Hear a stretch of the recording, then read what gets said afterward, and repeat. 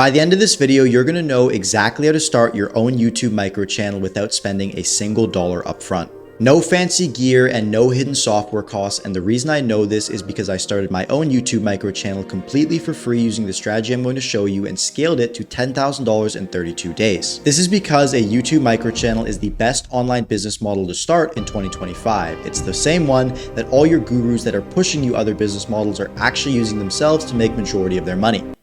Now, the first step to doing this is figuring out what you actually need to start posting videos. The things we need fall under two different categories. First off, we have the gear and the hardware, and then we have the software that we're actually going to be using to actually go ahead and create the videos. When it comes to the gear, the only thing that you need is just your cell phone. Ideally, you have a laptop as well, but I've seen people become full-time YouTubers and get paid off of it just using their phone and the softwares I'm going to show you, which are pretty simple. All you need is Canva to create your thumbnails on the free plan. Then you're going to need the free vidIQ extension, which you can just get on the Chrome Web Store. You're going to need a free Notion account to manage and track all the videos you're going to be posting. And then you're going to use CapCut, which my team still even uses today to edit all of your videos. In addition to that, you are obviously going to need a YouTube account as well. Most people overcomplicate this step and stay stuck for years because of it, and I was one of them. But the truth of the matter is that you really only need to focus on your actual personal brand and who you are and who you are helping specifically, because if you can get that down, it does not matter. The videos we're posting on a YouTube micro channel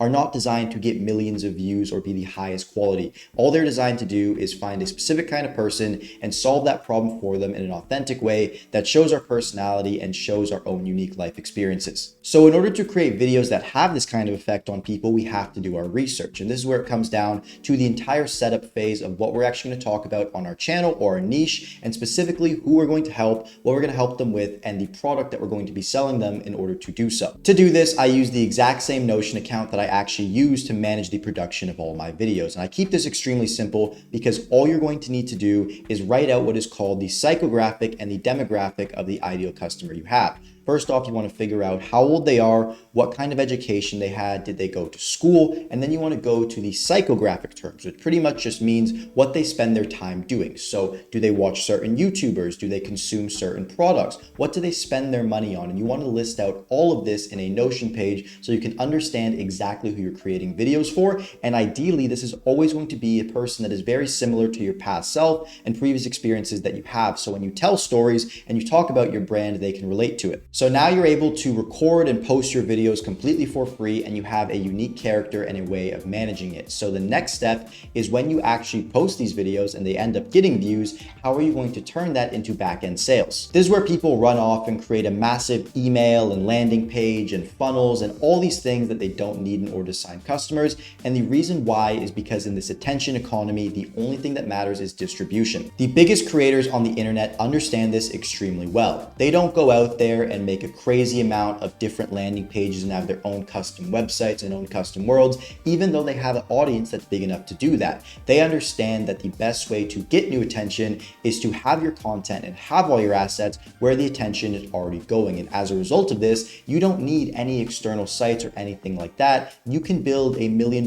business using just your YouTube page and just your Instagram. The second you send somebody to a website that they're unfamiliar with, it takes a lot more trust out of them to actually stay on that platform and consume it, versus if they wanted to learn the next steps about your product and you sent them to Instagram, it would be way easier for you to just have that conversation since they're likely already spending time on Instagram themselves. From that point on, let's say they become interested and they want to hop on a call with you. This is extremely simple. You can use a Calendly, which is completely free, and when you host your meets, you can use Google Meets, which again is completely free and I still use to this day. I see so many people overcomplicate this process, but you need to understand that as a YouTube micro channel creator, the only thing that matters is your YouTube channel and maybe your Instagram page if you're directing people there to have conversations with them. Now, let's say you have this call with somebody and they want to pay you. The next step for this is going to be collecting this payment. And this is something I struggled with a lot as a 15-year-old who wasn't legally old enough to open any of these big bank accounts or start up on any of these payment processors. So I had to get crafty, and I've used these strategies to help myself, but also people who might be in foreign countries and aren't able to do the exact same thing. I'll keep it extremely extremely simple. The most reliable payment processor that if you can start, you should is using a Stripe account. And if you're under 18, you have the ability to create a custodial account, meaning that you have your parent or guardian create and co-sign your account, and you can still collect payments using that. From that point on, it can go directly to your bank account. The next way to process payments, if that doesn't work for you, is going to be using a wire transfer, which is a little bit more complicated and requires you to have a bank account.